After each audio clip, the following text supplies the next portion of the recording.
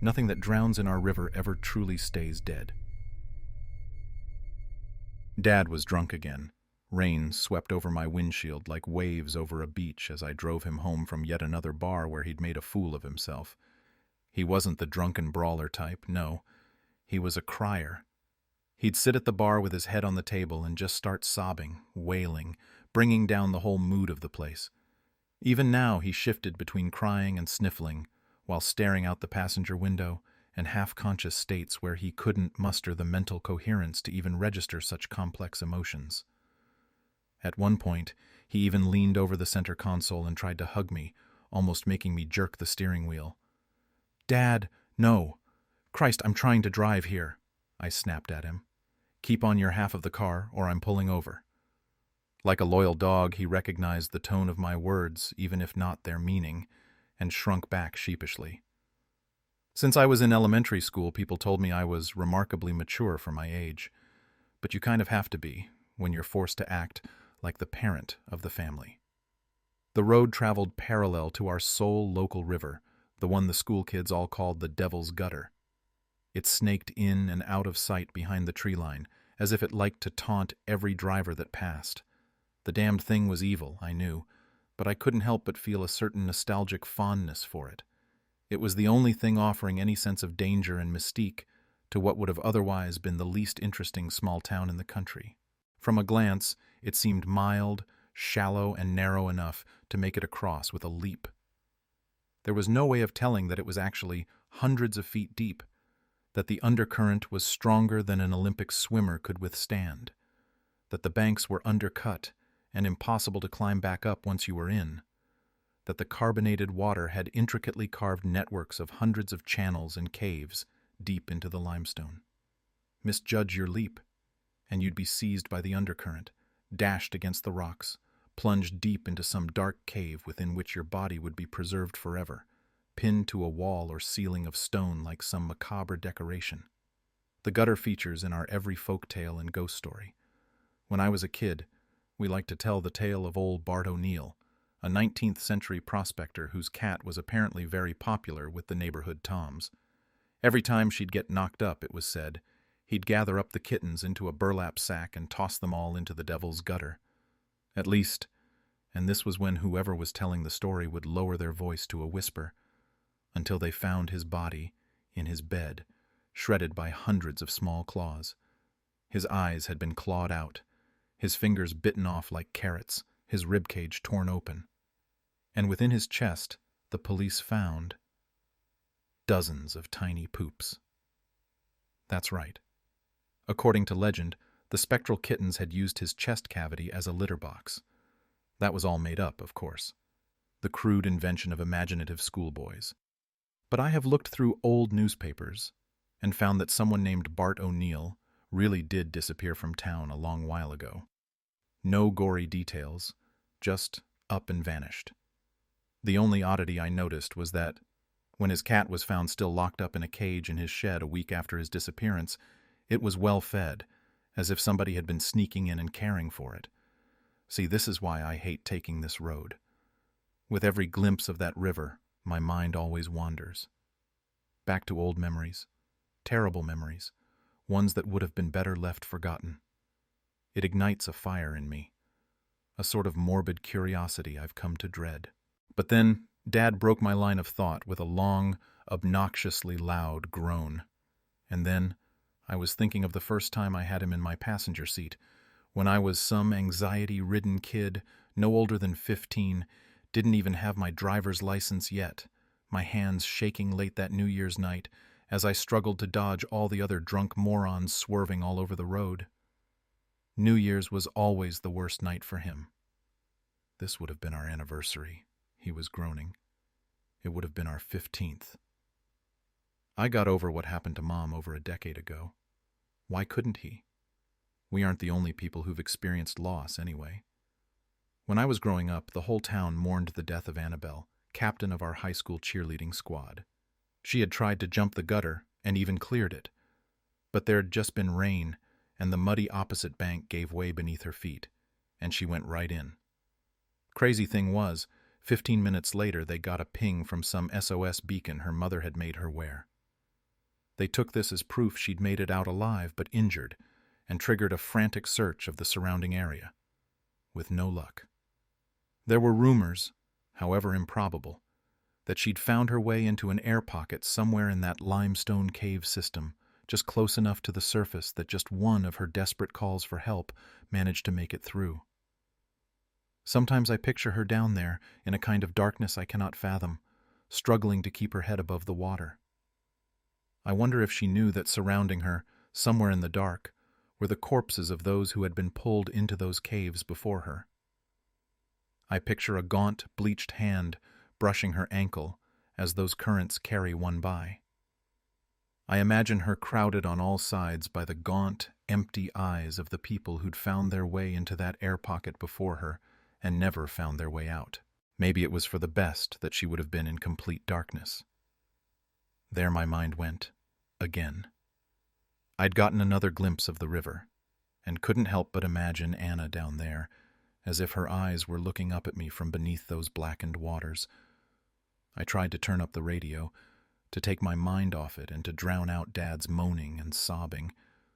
But he grunted as if the very sound offended him, and drunkenly pawed at the dashboard until he'd turned it back off. I already knew what he'll say tomorrow. "I've let you down," he'd say, head down like a dog caught peeing on the carpet. "I've never been the father I should have been. And it'll all be very genuine, and very sincere, and very, very temporary. I've even helped pay for his rehab once. He'd been found choked half to death on his own vomit. This is a wake-up call," he'd said. "I'm finally ready to be the dad you've always needed me to be." A few grand seemed like a small price to pay to have my dad back. And indeed, for a few months of sobriety, he was the best dad on earth, the best I ever could have asked for. And then came New Year's again, and it was suddenly like none of it ever happened. My eyes glimpsed a cross set up along the gutter, a bouquet left at its base. I knew exactly who it was for.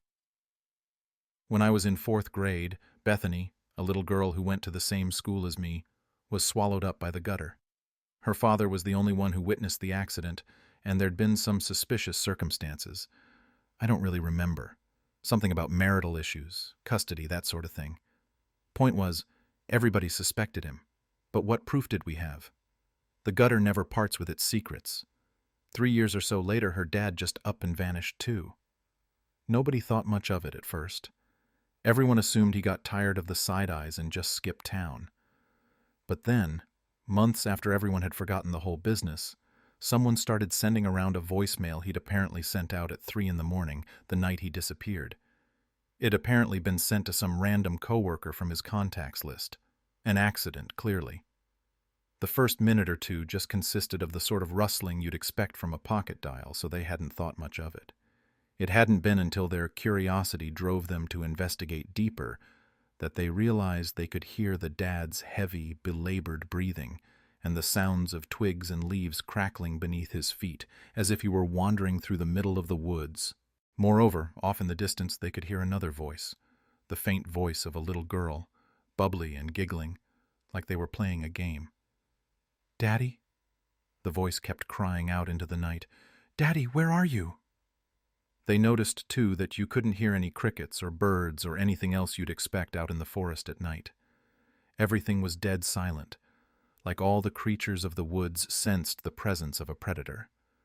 The dad's breathing grew heavier and more panicked whenever the voice grew louder, nearer, but it remained stifled, as if he was desperately trying to keep quiet, remain unnoticed. Eventually, she was so close that you could hear her little footsteps in the leaves, and the dad didn't even dare to breathe. And then, the sound of branches being parted, the father's gasp, and that little voice laughing and declaring in a sing-song tone, "Daddy, I found you." And at that exact moment, the voicemail reached its time limit. The cop's official line was that it was a fake, just some audio doctored up by bored teenagers to feed into the sensationalized mythology of the Devil's Gutter. But Bethany's remaining relatives swore up and down that they recognized that giggly little voice, that it was unmistakable. Lost in thought, I blinked, and somehow, In that instant, a woman appeared in the middle of the road. I can't remember the next few seconds. It was as if I'd time traveled. One moment, I was driving along, and the next I was stuck in a muddy ditch on the roadside, the hood just inches away from an oak tree sturdy enough to have bisected my car, and Dad was screaming like a madman, incoherently at first, but then congealing into a name. Jessica! He was screaming out for Mom, I realized. Jessica! And as he screamed, he threw open the passenger side door and tore off into the woods with a drunken stumble. When I glanced in the rearview mirror, the woman was still standing there in the road, a vague silhouette barely illuminated by whatever moonlight broke through the storm. But when I looked back with my own eyes, she was gone. I cursed like a sailor as I took off into the storm, blindly in the direction I thought my dad had went. My heart was in my throat. We were so close to the gutter. In his state, he could so easily fall in, become just another name in its long list, another creepy story to tell on school playgrounds. But then it became clear I was in the same danger. The storm was picking up rapidly, sideways rain blasting my eyes, wind tugging at the trees by their roots. Yet somehow, stupidly, what terrified me most was the prospect that while stumbling through those darkened woods, I might hear a little girl's voice off in the distance shouting, "Daddy!" Suddenly, I froze in place. I realized I could hear the bubbling and crashing of the gutter's current, even over the storm. It must be so close. I tried to look for it, but the rain seared my eyes whenever I was not covering them with an arm. I was too terrified to take a step in any direction, but the storm took action for me, by sweeping away the mud beneath my feet. Anna's fate flashed in my mind. The muddy bank giving way. My death wasn't even going to be original. I thrashed and floundered, feeling the earth seem to envelop me from below like a massive creature pulling me into its gullet. Through sheer luck, my random grabs caught purchase. A thick, sturdy tree root was all that saved me from the waters below, and I clung to it with every scrap of strength I had, even as the rain left it soaked and slippery.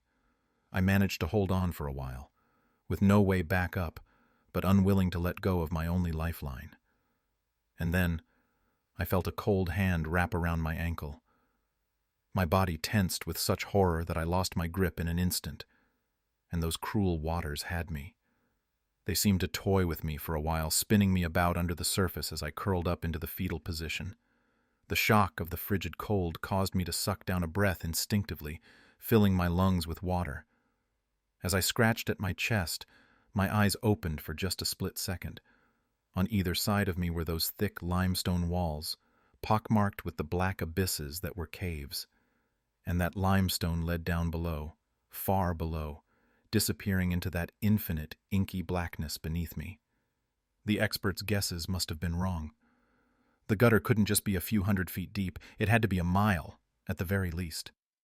Just looking down into that darkness, I felt the same sense of vertigo as I'd felt looking down from the roof of the Empire State Building. That, and an overwhelming sense of things looking up at me, staring back. It reminded me of joining the theater group as a kid, standing on a stage for the first time and realizing that there were over 100 pairs of eyes on me, watching me, expecting a performance. Except this time, I knew they were here to watch me die. Watch me become one of them. Sink down, far below the surface, and join them in all that darkness. Never to see sunlight again, except vaguely through the surface of the water, miles above my new home. But even that didn't terrify me quite as much as the prospect of landing in one of those caves. Even as the undercurrent bashed me savagely against rocks, and my lungs cried for air, my only focus was avoiding them. I swear I could see bloated arms and grasping hands reaching out from the dark of each cave, grasping for me as I passed by, as if each occupant was lonely, desperate for a companion in their eternal resting places. Suddenly, the current bashed my head against a rock, and from then everything was abstract and fuzzy. I could only muster a single coherent thought. "Please, not here," it went. "Don't let me die here." Somehow I knew that if I died beneath these waters, my soul would never break the surface. As if to answer my prayer, a pair of arms settled around me.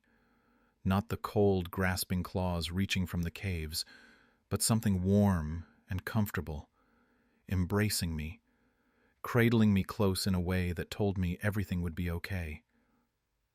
Again, the next few seconds were a blur. I have no explanation for how I ended up back on the shore, shivering from the freezing waters and hacking, retching, emptying the water from my lungs upon the mud. All I know is, when I looked up, a bolt of lightning briefly illuminated the stone memorial looming above me, upon which read, "In loving memory, Og Jessica Whitaker." I know everything about the mythology of the Devil's Gutter, because I was part of it. My family is one of the ones the school kids whisper about, the ones they make up wild stories and creepy theories about. Terminal cancer, they'd say around campfires. That was so horribly painful that not even the morphine could do anything for her. She'd been a painter, always drawing portraits of the gutter. She was the only person who thought it was beautiful, not evil. So the legend goes, she begged her husband, "Please take me to the river. Let me become part of it. I don't want to hurt anymore." They say that they did it on their anniversary. New Year's Day. I heard a long, choking rasp. For a moment, I was almost relieved. I thought it was another of my father's drunken groans. Then I realized it was coming from the river itself. I turned and beheld a dozen hands reaching out over the side of the banks, unnameable things pulling themselves up from the waters.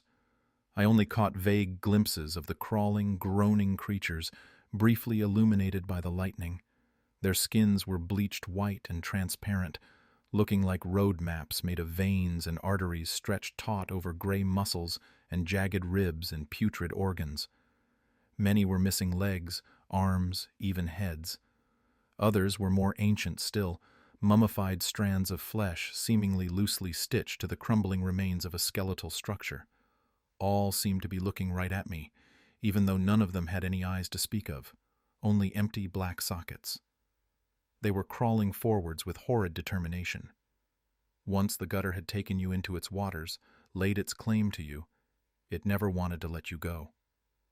They were only coming to retrieve what they were owed. I tried to crawl away through the mud, but it felt like crawling in a bad dream.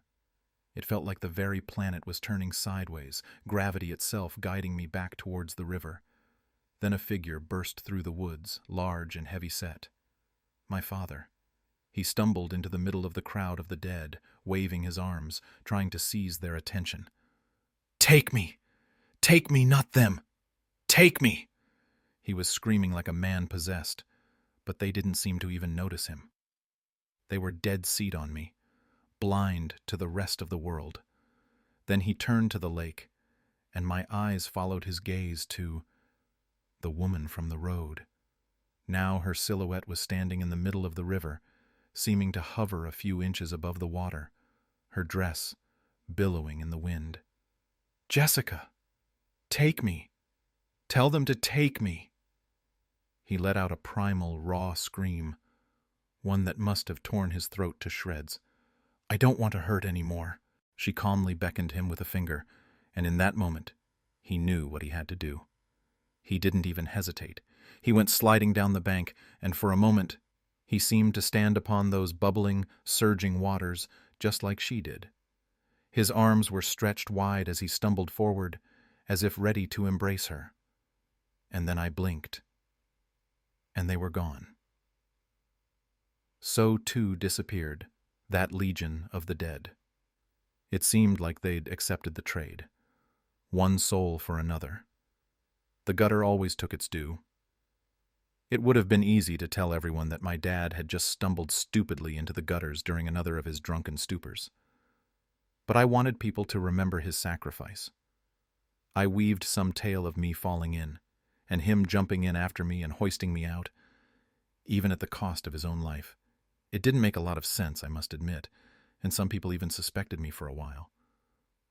But eventually, everybody just accepted the idea of him being a hero in his last moments, getting some redemption in the last. People like when stories get wrapped up in neat little bows. Sometimes I still dream about the two of them, floating in the center of some underwater cave chamber, yet somehow illuminated by moonlight, and by the walls of the chamber all lined with glowing pinprick white eyes like stars in the sky. Dead but not dead, the current still flowing about them, animating them like marionettes, spinning them around each other, my mother in my father's arms like a waltz, the way they were on their wedding day, dancing, dancing on and on forever before their audience of the dead.